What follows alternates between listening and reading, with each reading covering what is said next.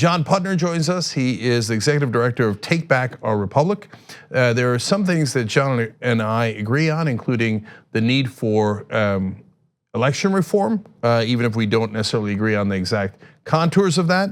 But I believe this topic we do not agree on, which is many of the things that is true. But that's what democracy looks like when we get that back. Okay, so John, welcome to the Young Turks.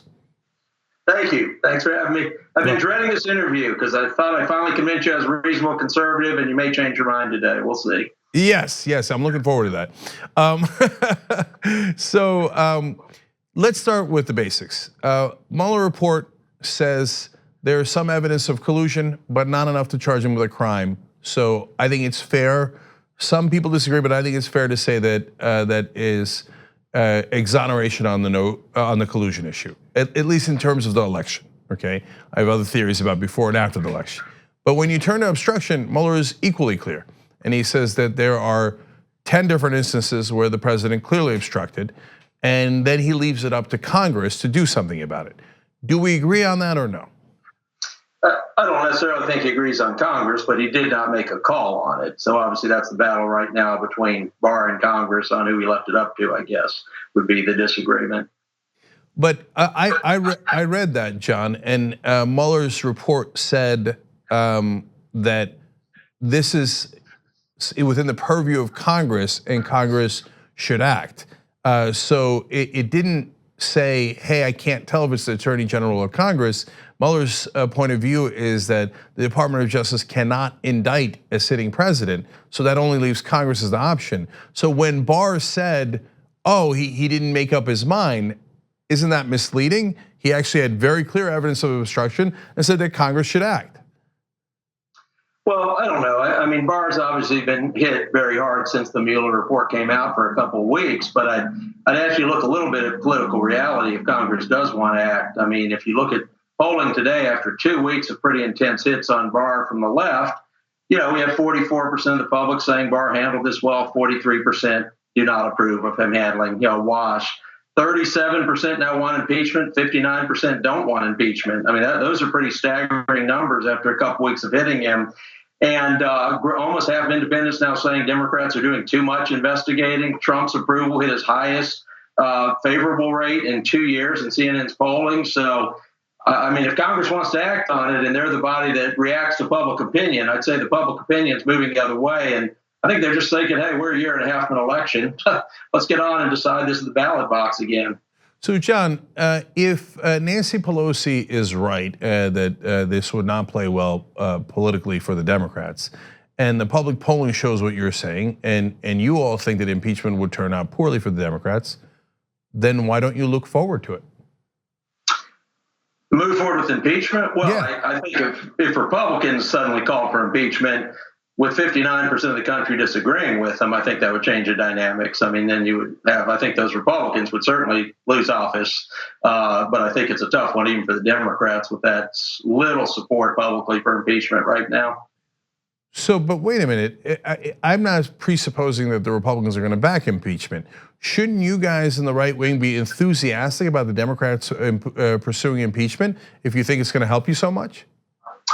Well, I think it's a question of dragging the country through more investigations. I mean, you obviously drew your conclusions from Mueller's report, but it was extensively done. And the idea that, continuing to call witnesses and have hearings and drag this out, I just think we're over halfway through a term of a presidency, and it would be better for the country to move on.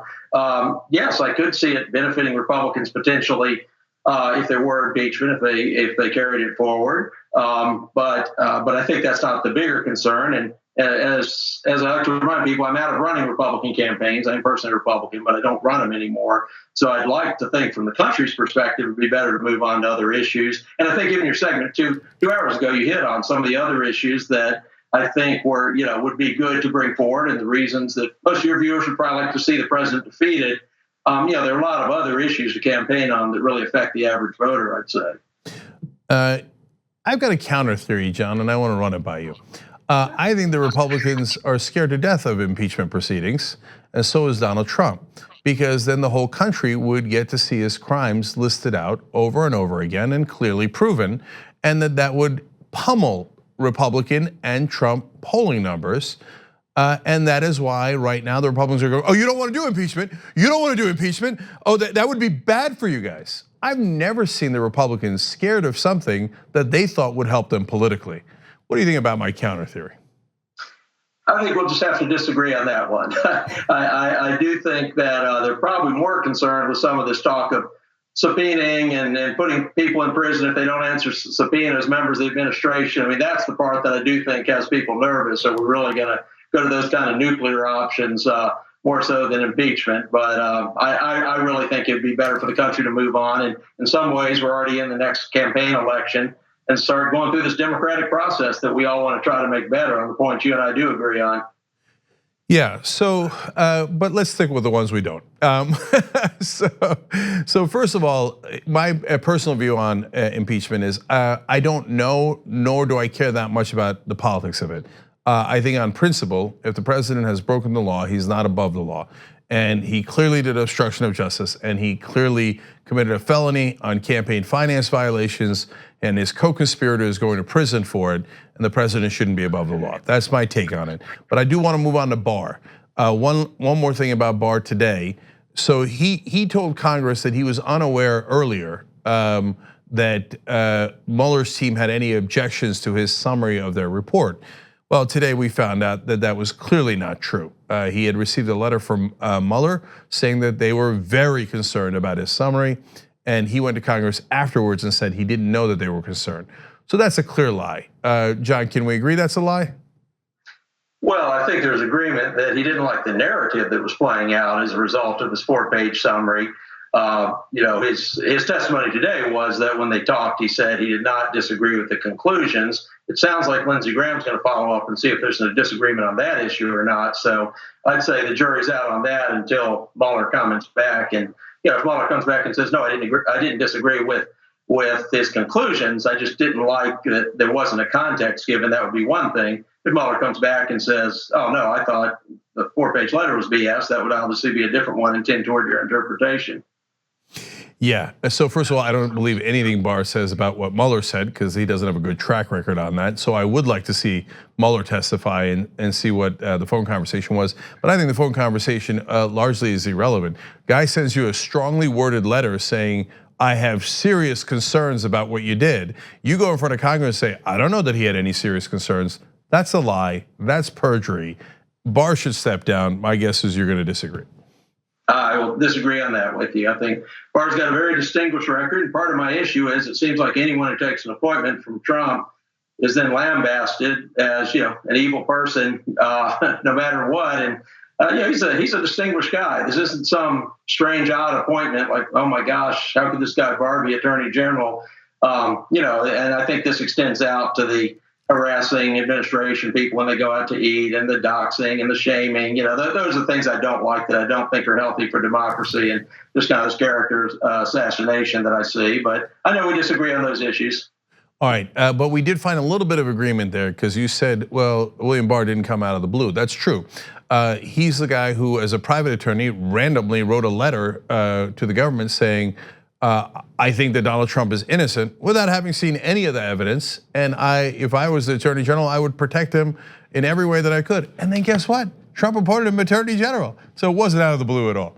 I'd say Eric Holder's writings probably made President Obama feel pretty comfortable that he'd defend him on things too. I understand you're talking about a specific case, but yes, you pick an Attorney General who you think agrees with you on things, no question. And that's true with him, but I certainly wouldn't view Holder as kind of a nonpartisan Attorney General if you look at what he's done before and after he was in office. So I don't see the difference there. No, I do, but I will grant you this, and this is an important point and a legitimate one that you're making.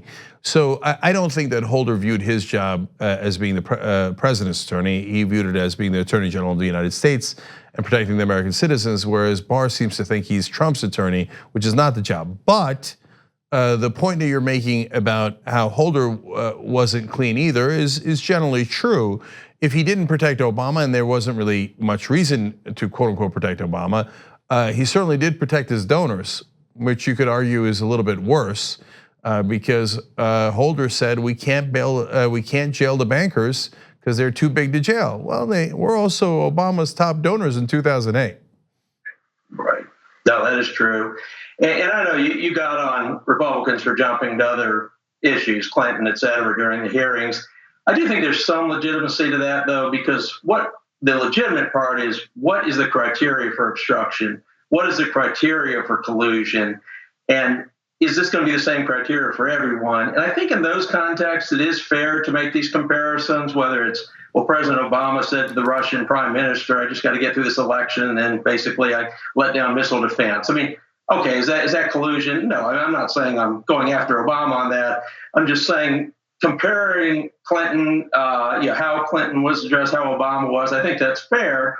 And when I defended Mueller in one debate during the investigation, I said, look, my point hasn't been that he's doing too much investigating. It's that there's too little that has been done to other candidates. And, we'd like to see consistency. So I think it's okay for context purposes to bring up other campaigns. I certainly agree with you that saying Clinton did something bad too doesn't exonerate Trump. But I've never said exonerate. I just said vindicated.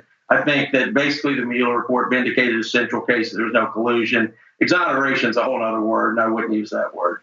All right, John Pudner, Executive Director of Take Back Our Republic. The website is takeback.org.